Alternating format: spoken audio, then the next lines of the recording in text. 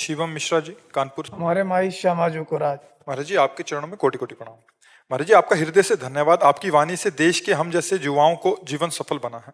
महाराज जी, आंध्र प्रदेश में एक कह रहे हैं कि नेवी और आर्मी की एक अभ्यास चल रहा था, जिसमें एक आर्मी टैंकर के अंदर बैठे देश के सैनिक को यूट्यूब पर सत्संग सुनते देखा। वो पल देखकर ऐसा लगा कि आर्मी टैंकर नहीं, मानो वृंदावन धाम हो। ऊपर तोप का गोली और नीचे महाराज जी की बोली। कह रहे उस दिन मतलब अलग सा लगा। और ऐसे ही महाराज जी आप।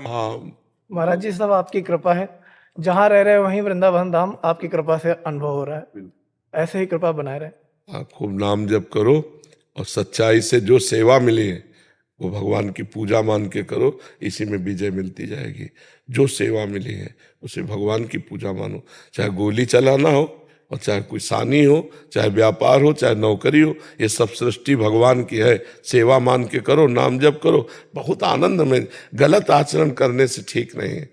जो हमें कर्तव्य कर्म मिला है, अगर हम सही ढंग से करें तो भगवान उसी से प्रसन्न हो जाएंगे। भगवान ने 4 परिवार के लोग दिए हैं तुम्हें, उन्हीं को प्यार करो, उन्हीं को अच्छे से पालो पोषो, उन्हीं में भगवान को देखो, तुम्हारा मंगल हो जाएगा। क्योंकि भगवान यही चाहते हैं।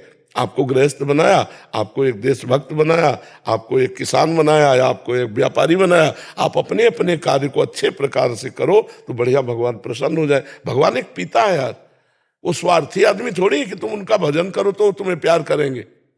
समझ रहे हो कि नहीं? वो एक पिता है, पर अगर आप भजन करोगे तो आपकी बुद्धि शुद्ध रहेगी और आप सही कार्य कर पाओगे। भगवान तो अब भी आप पर प्रसन्न है। भगवान तो घोर पापी पे भी प्रसन्न है। भगवान कभी बुरा करते हैं क्या किसी का? अपने कर्म कर रहे हो, वही तुम्हारा बुरा कर रहे हैं। तो हमें लगता है कि हम अपने कर्तव्य को पूजा माने और नाम जप करें तो जहां भी हैं हम आनंदित तो रहेंगे। तो ये माया का खेल है, बहुत सावधान। धर्म से चलो तभी आनंद का अनुभव होगा। गजानन श्रीमंत शिंदे जी।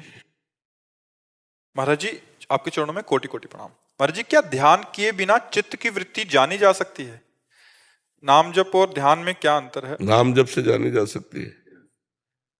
चाहे जप करो, चाहे सुमिरन करो, चाहे ध्यान करो, आंतरिक वृत्ति से ही तो होता है। जैसे हम बैठे, हम राधा राधा जप रहे हैं अंदर, तो अंदर की वृत्ति से ही तो जप रहे। चित्त वृत्ति का संसार में ना जाने देना। उसे चाहे नाम में लगाओ, चाहे भगवान के रूप में लगाओ, चाहे भगवान के सुमिरन में लगाओ, उसे भगवान में लगाओ, किसी तरह लगा लो। वो ध्यान ही कहा जाता है। जैसे हम राधा राधा हमारा ध्यान वहां लगा है ना आंतरिक, तो हम नाम का ध्यान कर रहे हैं, कोई रूप का ध्यान करता है। ध्यान उसी परमात्मा का हमें करना है, जप उसी परमात्मा का करना है, गान उसी परमात्मा का करना है, तो हमारा मंगल होना शुरू हो जाए। वो एक ही बात है, अंतर से संसार का चिंतन छूटना और भगवान का चिंतन होना, यही खास बात है। वो चाहे जिस रूप में हो, खास बात यह कि किसी भी रूप में हो। मान लो भगवान की कोई बात सोच रहे हो आप, लीला की, भगवान के रूप का चिंतन कर रहे हो, भगवान की सेवा का चिंतन कर रहे हो, ये सब वही चिंतन है, परमात्मा चिंतन ही है। ये ध्यान नहीं माना जाएगा। गुरु जी, जैसे सिखाया जाता है कि सांसों को ध्यान रखने का या शरीर को पूरा इसको ध्यान देने का। भैया, इसके ध्यान को छोड़ना है, खास बात समझो। ये प्रारंभ में बताई जाती है कि सांस ऊपर जा रही, सांस नीचे जा रही, इसके साथ नाम चलाओ, मंत्र चलाओ। केवल सांस ध्यान से कोई मतलब नहीं होगा। सांस तो आई जा रही है, ऊपर गए कितने नाम जप किए, नीचे छोड़ा कितने नाम जप किए। खास बात यह है, भगवत चिंतन खास बात है। भगवत चिंतन हो रहा, सब सार्थक है। और ऐसे बैठे रहो, भगवत चिंतन न तो किसी काम का नहीं, ठूंठ का ठूंठ है। भगवत चिंतन खास बात है। भगवत चिंतन हमारा लक्ष्य समझो। अगर सत्य चिंतन हो रहा, परमात्मा चिंतन हो रहा, भगवत चिंतन, तो आप खड़े हो तो आप बढ़िया हो। ठाड़े बैठे परे उताना, कबीर काहे हम राहे ठिकाना। ठिकाना अर्थात परमात्मा चिंतन। हमारा परमात्मा चिंतन होना चाहिए। समझ रहे आप? ये सब बाहरी बातें हैं, कुछ नहीं। क्या होगा? मरोगे तो क्या होगा? श्वास चिंतन हो रहा था, परमात्मा चिंतन हो रहा था क्या? हमारी सदगति परमात्मा चिंतन से होनी कि श्वास चिंतन से होनी? श्वास का चिंतन करने को इसलिए कहा जाता है तुम्हारा मन एकाग्र हो। अब श्वास में क्या चिंतन कर रहे हो, इस पर ध्यान दिया? सांस में चिंतन ये हो रहा है कि जानकारी पा रहा हूँ। जब मैं किसकी जानकारी? मेरा स्वभाव अगर चिड़चिड़ा हो जाता है, कोई गुस्सा आ जाता है, सांसें बढ़ जाती है और वही। ये कुछ नहीं है यार, कुछ नहीं है। तुम सांसों की बात, 1400 वर्ष का चांगदेव योगी था जो ज्ञानदेव जी के समीप गया। तुम तो श्वास है केवल गिनने की बात करो। उसने मृत्यु के समय समाधि लगा के पार कर दिया मृत्यु के समय। 1400 वर्ष का ज्ञानदेव जी ने यही कहा, तो कोरा है अभी, 1400 वर्ष का है लेकिन कोरा है अभी, परमार्थ में बच्चा है, तो किसी काम का नहीं। हम जो कह रहे हैं उसको बात समझो। राम कृष्ण हरि, जय जय राम कृष्ण हरि। भगवान का नाम कीर्तन, भगवान का नाम जप, भगवान की गुण लीला श्रवण, भगवान का चिंतन, यही सार्थक है, नहीं सब बेकार है। जोग कुजोग ज्ञान अज्ञानु, जहां नहीं राम प्रेम प्रधानु। भगवान का प्रेम प्रधान चित्त वृत्ति नहीं तो सब बेकार हो गया। सब खास बात है भगवान का चिंतन। आराम से बैठ जाओ, श्वास प्रश्वास का चिंतन, उसमें भगवान का नाम चिंतन, तो बढ़िया जीवन हो। आप करके देख लो ना, करके देख लो, कोई घाटा थोड़ी लग जाएगा।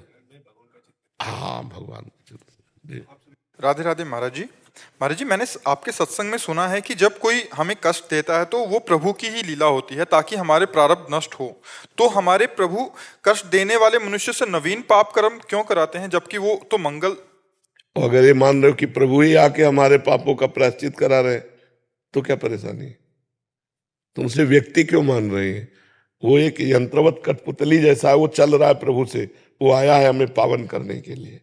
उससे नवीन कर्म नहीं बनते, हमारे प्रारब्ध का भोग हो रहा है।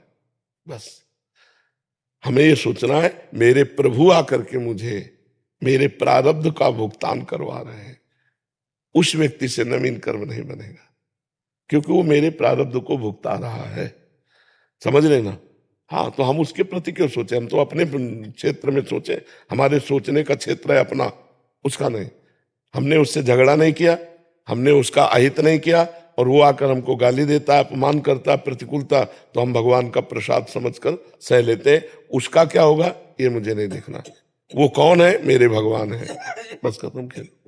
नहीं तो बढ़ता चला जाएगा ना प्रश्न, फिर क्यों। हम बिल्कुल वही इंड कर देते।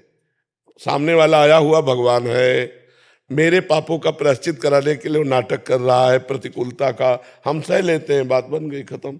महाराज जी, बट वो कष्ट सहने का सीमा क्या होना चाहिए? उतने ही देंगे जितनी सीमा है। वो बाप है सबके, वो ऐसा किसी को कष्ट नहीं देते जो सह न पावे। और हम आपको बताए, जीव अविनाशी है, इसलिए सब कुछ सह सकता है, सब कुछ सह सकता है, हद से ज्यादा सह सकता है। ऐसे देखो, एक सुई ऐसे जान के गड़ाओ तो कष्ट का होता है ना, और देखो घटनाएं घट जाती हैं, हाथ पैर चिथड़ा हो जाते हैं, सब सह लेता है, सब सह लेता है। जीव भगवान का अंश है, उसमें इतनी सामर्थ्य, वो सब सह लेगा। आप सहन करते रहो, उतना वो देंगे ही नहीं जितना आप सहन न कर पाओ। सबके पिता हैं, वो सबकी माता हैं, भगवान सब कुछ जानते हैं। तो हमें लगता है कि जब हम, अब जैसे कोई माता बहन बिरला होगी जो गर्भपात, जो भ्रूण हत्या, आप विचार करो, ये छोटा मोटा पाप है? एक आपके आंगन में खेलता हुआ बच्चा को कोई थप्पड़ मारे आकर के, तो आप आग बरस जाएगी आप में, आप आग हो जाएंगी। हमारे बच्चे को कैसे मारा? और तुम्हारे गर्भ रूपी आंगन में बच्चा है या बच्ची है, आप उसको मरवा देते हैं। ये क्या है? ये दंड नहीं आएगा? ये जब दंड आएगा ना, तब फिर जब कर्म का फल जब आता है, तब जीव भगवान को कोसता है, अरे वो अनजान बच्चा तुम्हारे गर्भ में पल रहा है, तुम ऐसी गलती क्यों की, क्यों आने दिया? अगर आ गया है तो चाहे कमजोर हो चाहे बुद्धिमान हो, आने दो उसको। मृत्यु लोक में आएगा, वो अपने कर्मों का भोग भोगेगा, साथ में मेरे जो कर्म है वो भी भोग लेंगे हम। तो हमें लगता है हम लोगों से ऐसे ऐसे पाप हुए हैं, ऐसी ऐसी गलतियां हुई, जिनका जब दंड आता है तो लोग कहते हैं भगवान ने क्या बिगाड़ा था, उन्होंने ये कर दिया। हमारे कर्म ही हमको बिगाड़ते हैं, कोई हमारा। महाराज जी, इस शरीर के प्रति की आसक्ति किसी और स्त्री में है तो हाँ, ये तो पूरे संसार का खेल बच्चा चल रहा है। पिता के तरफ मार्गदर्शन करें, हमें क्या करना चाहिए? अब हम इस विषय में इसलिए बहुत पीड़ित हैं हम खुद, कि हमारे नए नए बच्चे बॉयफ्रेंड गर्लफ्रेंड ये सब जो कर रहे हैं, यही दशा होगी जो तुम बोल रहे हैं। मान लो आप सात्विक हैं तो आप ऐसे नहीं, वो दूसरे रोता क्यों? Breakup boyfriend, breakup boyfriend, breakup girlfriend, breakup girlfriend, तो ब्रेकअप हस्बैंड दूसरे से।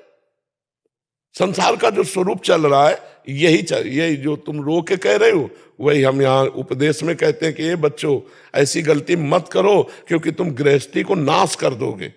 अब मान लो पति पत्नी प्यार से चले, कितना बढ़िया जीवन निर्वाह हो। अब वो दूसरे पे तो तुम्हारी अगर पवित्र दृष्टि है तो तुम जलो बैठे बैठे, और अगर अपवित्र दृष्टि है तो तुम दूसरे को वरण कर लिया। तो बड़ी समस्याएं हैं बहन, ये जो आज हमारे समाज में फैल रहा है, girlfriend boyfriend live in relation, बहुत नरक है।